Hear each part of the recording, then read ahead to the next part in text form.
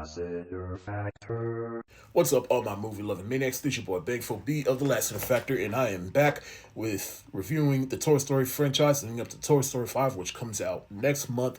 And last week I reviewed all the Toy Story shorts, and so now I'm reviewing Toy Story 4, so let's review. So Toy Story 4 continues the toys' time with Bonnie as their new owner, but Bonnie grows increasingly distant with Woody, and so Bonnie, she creates Forky, to which Woody bestows upon himself to make sure Forky does everything he can to be there for Bonnie. They go on a road trip in which they get separated and they end up at this carnival festival, whatever you want to call it, where Woody, he is reunited with Bo Peep, in which she was taken away years ago prior to the events of Toy Story 3. They rekindled their relationship and some adventures happen. Now, look, however you feel about this movie, we can all agree that they definitely should have ended at 3, but for some reason they did 4. And I remember when it got out, and honestly, I did like it a lot. It was surprisingly good. They got lucky, but come on, 3 was a proper send off. That being said, I do think this movie is still entertaining, and they do some interesting enough stuff that makes this a worthy sequel. Like Toy Story 3 gave us closure to Andy's time with the toys, but Toy Story 4 gave us closure to Woody. And that's what I always admire about this movie, is that it's more focused on Woody and where he's at his point throughout these movies. Because Bonnie doesn't like playing with Woody all that much anymore, and so that kind of defeats Woody's purpose, which he's always believed in, which is being there for a child. And he doesn't know what to do with that until he's reunited with Bo Peep, who has basically moved on from being there with the child, and she's out on her own, seeing the world and helping other toys.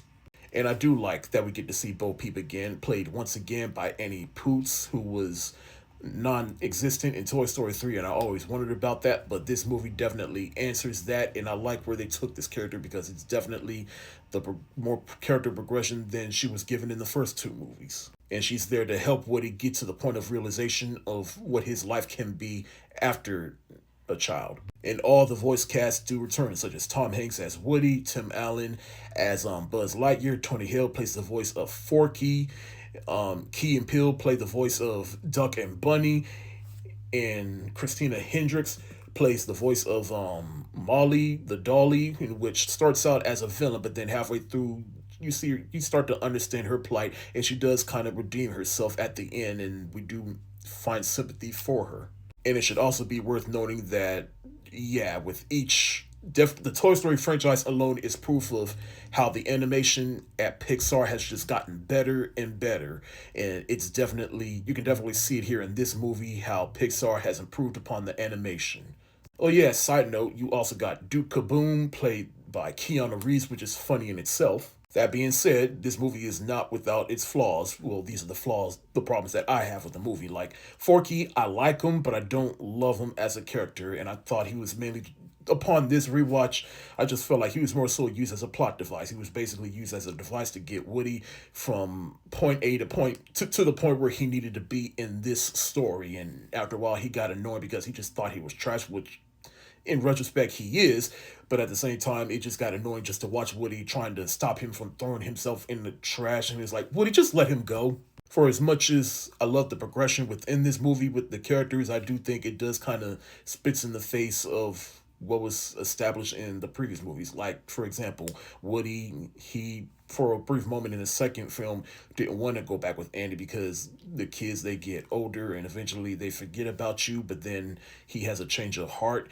and then he spends all of Toy Story 3 trying to get the toys to, no, Andy was not trying to throw you away. He was just trying to put you in the attic and basically just trying to stay with this kid. And now here we are in this movie, and by the end he decides, you know what, I'm gonna go. You see what I'm saying? It's just like a little back and forth, some redundant progression.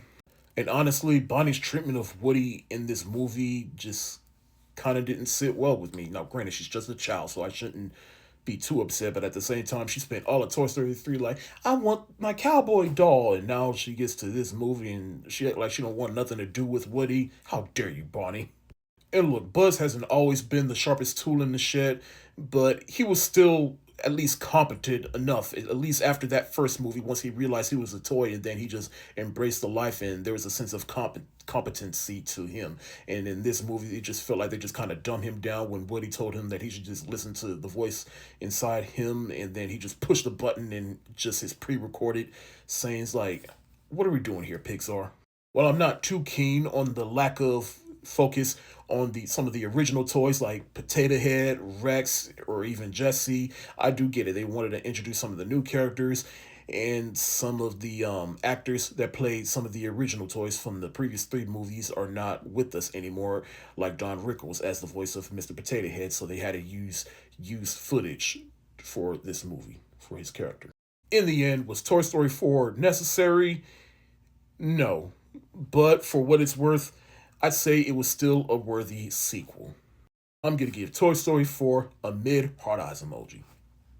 Thank y'all so much for watching. Have you seen Toy Story 4? If so, let me know what you think in the comment section below, and where does it rank with the other Toy Story movies for you. This your boy Bankful B of the Lassiter Factor. Stay safe, wash your hands, peace.